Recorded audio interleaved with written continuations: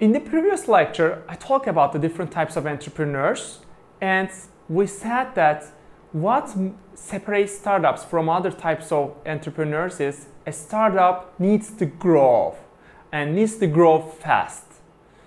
So growth and scaling are important components of a startup. So a startup is built to grow, but it has different growth patterns, growth trajectories for different life stages or for different markets. First of all, just to mention, startups are different than companies. In those different companies, I mean, they are not looking for growth. I mean, for the grocery business, for the kiosk business, or for the small business management, we said that, I mean, they can continue their business because they are focused on profits. Okay, as long as they make profits and as long as it is sustainable for the founders and the employees, they are happy with it. I mean, there are some people who are, or there are many people who are happy with that. They said, okay, I can pay the rents, I can pay the house, I get my wage, I can pay the employees' salaries, and I can invest in my company. But for a startup, that's not enough. For a startup, rate of growth is really important, especially in the very early days of the startup, where you are trying to optimize the business model and where you are trying to validate the business model hypothesis.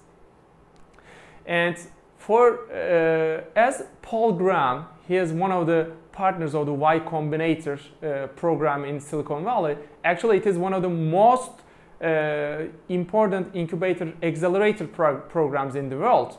Y Combinator is a very prestigious accelerator program, and if you apply there with your idea and if you are selected, you are taking for a 3-month acceleration program, and at the end of 3 months you present your idea, and if they like you, they invest you some angel investment funds around $150,000.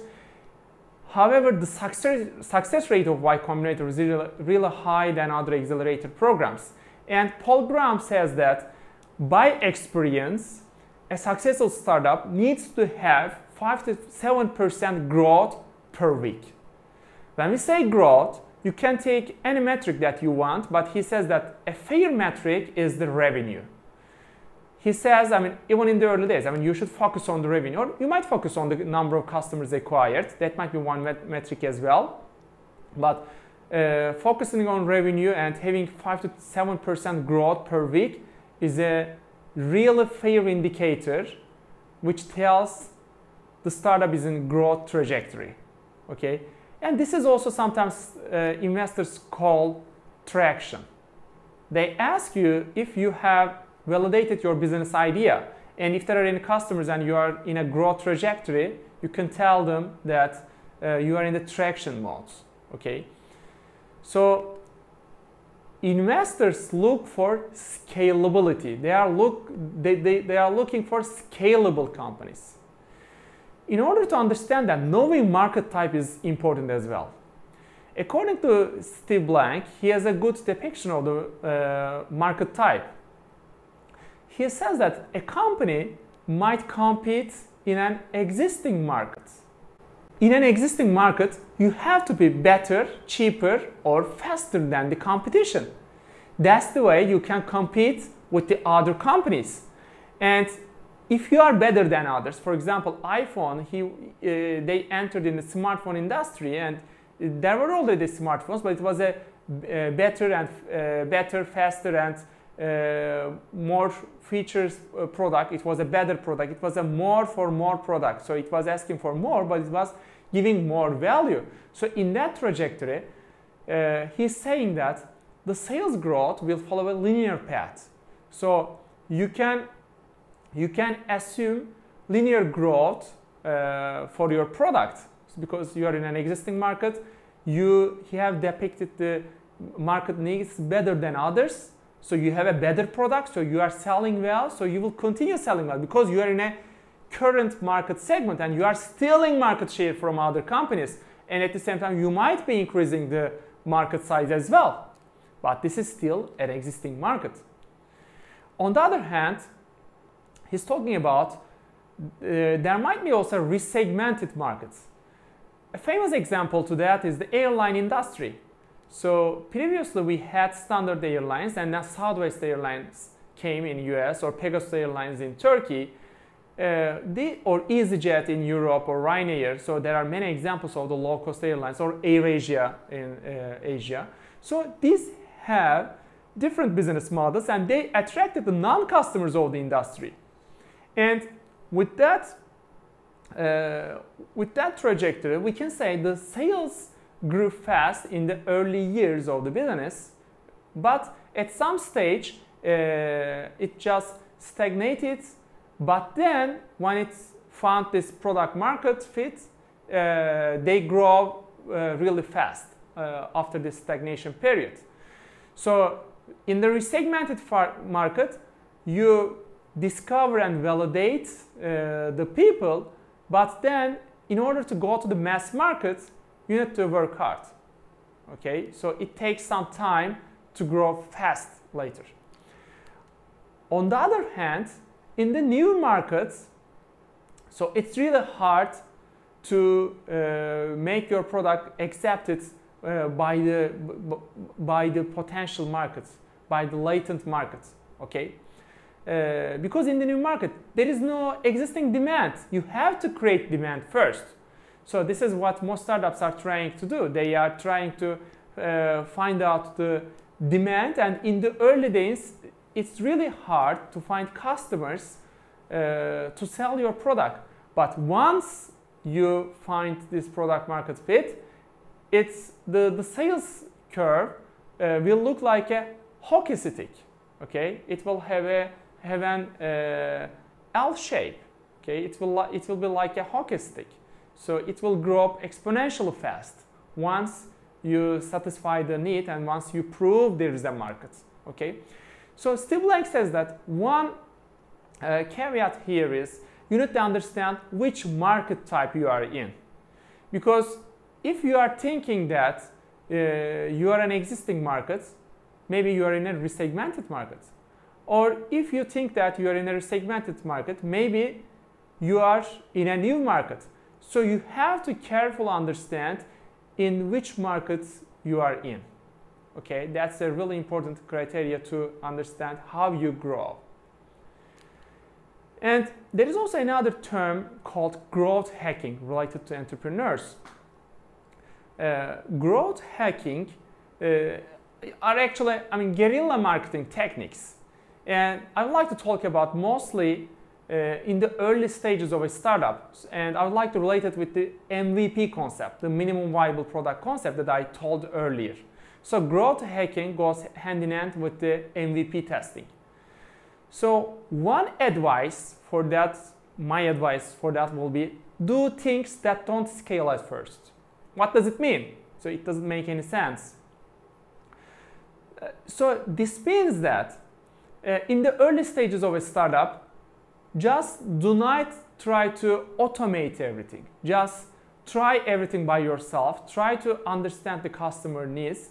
Become the provider. So if you are going to be a marketplace, instead of attracting other suppliers which will work for you, so become the suppliers for your products. Or if you are building an automation software, before building the software, try it as an MVP. For example, Dropbox, when they first started, instead of building the platform, they just shot a video showing the concepts of how Dropbox will work when the product is complete. And then they showed it in the product hunt and also Reddit community. And then in that community, people who have this problem picked up the video and they commented it, they liked it, and then they developed the algorithm later after they have validated the idea. And then after, step by step, you can build the algorithm. That's also important because you need to beware of premature scaling. You shouldn't go for scaling early. You should first understand you have the product market fit, and after that you should go for scaling. I'll give some examples for that. So doing things that don't scale at first also means that first operation, then automation. Here are two examples. One of them is DoorDash. It's a startup company which has been built by two Stanford students. And when they just graduated and when they were like 22 years old, and they were thinking about the new idea and they would like to order food to their home, and they found that there is no such service. And they say, what if we deliver food from restaurants to people? So how would you do if that idea comes to your mind? Many people say, okay, I would first build a website and then I will talk to the restaurant and then I will ask them to deliver. I will set up something and then I will have it delivered. No, that's not how they made it. What they did first was, when they had this initial idea, they just found out one PDF menu of just one restaurant in Palo Alto, in the University Avenue, where Stanford University is.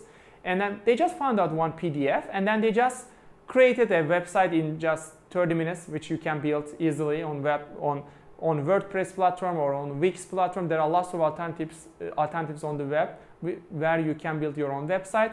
And then they just say, okay, hey, if you would like to order food, here is this restaurant, here is the PDF menu, just call this number. So there wasn't a mobile payment, etc. So it was just an MVP product. They just put it online, and then they shared the link via their networks, and then after some time, during the same day, after a few hours, they got their first sales call. Their first customers called them. Okay, I saw you on the net, and I would like to order food, and they say, okay. And it was their very first order, and then once they got the order, they went to the restaurant, they bought it themselves, and they delivered the food themselves. They didn't build automation. They didn't hire any couriers. Okay? They just delivered themselves. So first they did the operation, and then they went for the automation. Later, up to the point that when there were 10 orders per day, they said, okay, now it's time to set up an automatic work to handle these requests. Another example is Airbnb. When Airbnb first started, when they had this initial idea, they didn't build a website.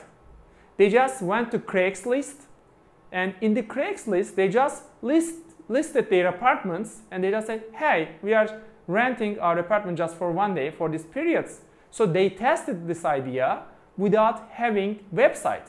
So that's how they use these growth hacking techniques, and how they did things which do not scale. You can think about scaling later once you prove you have product market fit. And another related concept is fake it till you make it. Okay, so you do not have to have the perfect product. I know I'm repeating the same thing with different words, but I believe this will make it clear for you. So there are other examples that I would like to give about it. One example is the Cake Financial company. The founder of Cake Financial, Stephen Carpenter, actually he had this business idea of financial tech, which we call field as the fintech.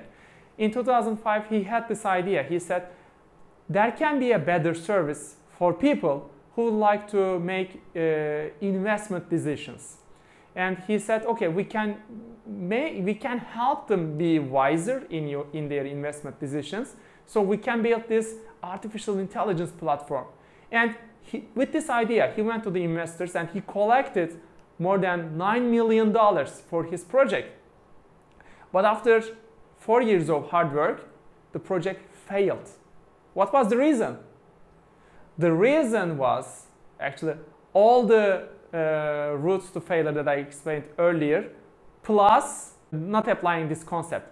He went for automation first instead of operation first. So he spent all the money trying to develop the platform, but at the end, he developed a platform that nobody wants. The platform was not the platform that he wanted to build. It wasn't built up to his expectations, and it took so much time and it consumed so much money. And at the end, it didn't worth it. He failed. He failed $9 million at this business. So a better alternative could have been using something like the Mechanical Turk. Mechanical Turk is a concept which Amazon uses, and Amazon calls it as artificial intelligence. So instead of the artificial intelligence, the work is done manually. So you feel like maybe there is an algorithm going on, but no, there are some people who are doing this job. So the Cake Financial could have applied this strategy, this Mechanical Turk strategy or artificial intelligence strategy. They could have manually done the work instead of automation, instead of spending so much money on the automation. And then after it proves to be successful, they could have invested this money to build the product according to the customer needs. So act now, start building the product now, but you do not have to build the perfect product. Just use this Mechanical Turk approach. And another success story is from the company called Rent the Runway. It's a dress rental company in US by 2 Harvard graduates.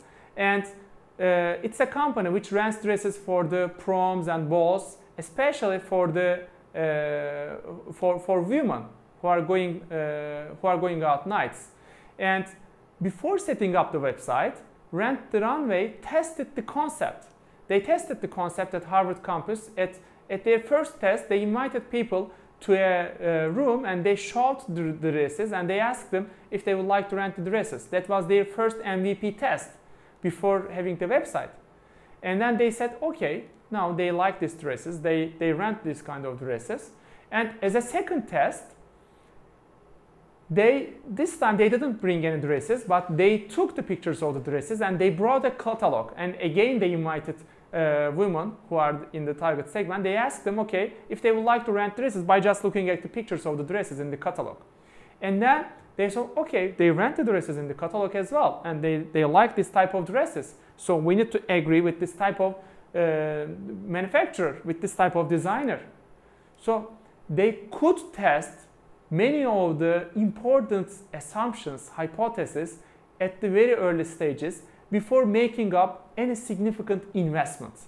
And that helped them to have success. Another growth type is international growth.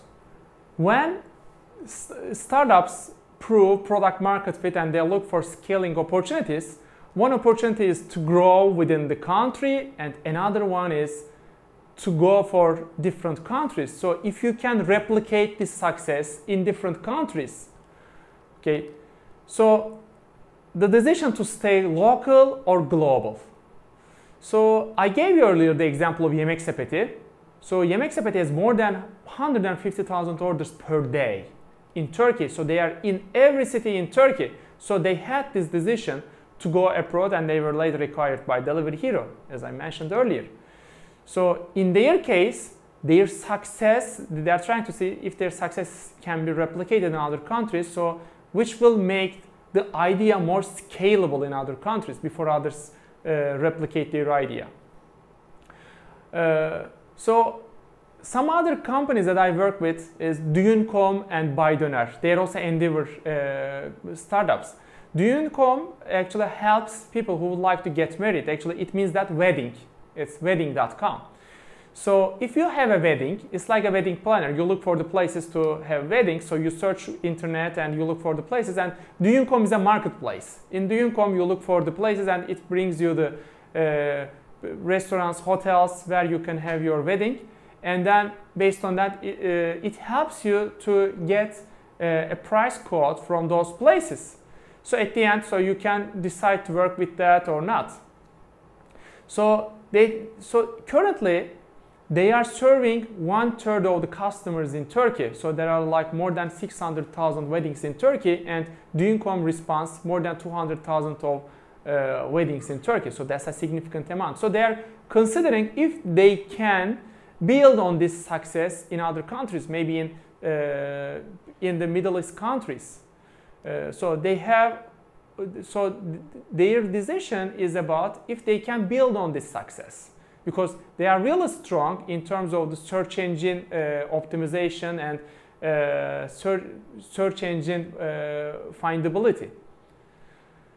Another example is Bay Döner. It's also a food startup, a restaurant. So Döner is one of the traditional Turkish foods in Turkey, and Bay Döner is a fast company. They are giving lots of franchisees all over Turkey. Now they are saying, okay, we are growing really fast, so why don't we grow abroad? So that's also a decision that needs to be made by the entrepreneur in the later stages of the company. And there are also other companies. These are born global companies. The example that you see, Kindo, actually, I had the chance to work as a co-founder and country manager for Kindo.com. It was a family social networking website, and I was a country manager for Turkey at that time. And once we started the company at 7 different countries at the same time, at 7 different languages. We were applying the same strategies in different countries. Our strategy was to be existent in many languages and in many countries as possible, to be known in the earliest time. And we achieved it. Index partners actually invested in our company, and the founders of Last.fm, Skype, they were also the angel investors. And at the end, Kindo.com was sold to a larger company which also operates in the same industry, in the family social networking business. So these are born global companies. When they first start, they first aim a global vision. They have a global vision at first. So they are different. So Kindo is different than Yemek Sepeti, Düğün, and Bay Döner. Yemek Sepeti, Düğün, and Bay Döner, they first start with the local needs. However, Kindo actually responds to global needs. Another example is Skype.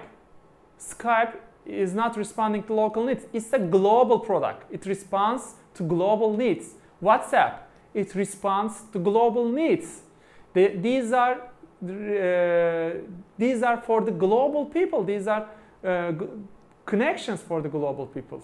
Okay, so there are different motivations for companies. And as a final information, just when you decide to go abroad, these are the different types of foreign market entry. So the easiest form and lowest cost and lowest involvement type of foreign market entry is exporting. So you can, and there are two forms of exporting. You can either sell, so unsolicited orders come to you, so you do not directly or proactively work on exporting your product, but others come to you and just ask for quote and you send it. So this is export selling. Or you actively market your product. So you do not have a presence there, but you have market search, you work with distributors, and you market your product for having a presence in target country. This is called export marketing.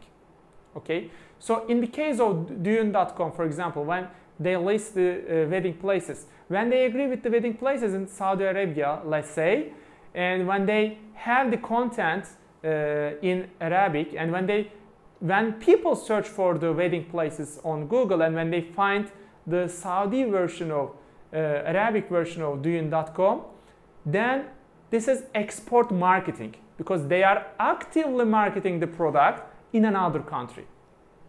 Another form which has more involvement and more cost is licensing. You can license your company, your product in another country, or others can manufacture the product on behalf of you. So this is contract manufacturing. So you can work with others to manufacture your product. Another one is joint venture. You can work with a local company in the foreign country, and you can create a new company as a joint venture. And the final form, which has the most involvement and most cost, is equity stake or acquisition, or sometimes we call it as the foreign direct investment. So you can directly invest in the foreign country, and you can start your business efforts from scratch, or you can acquire an existing local company there, and this might be how you grow. For example, Groupon.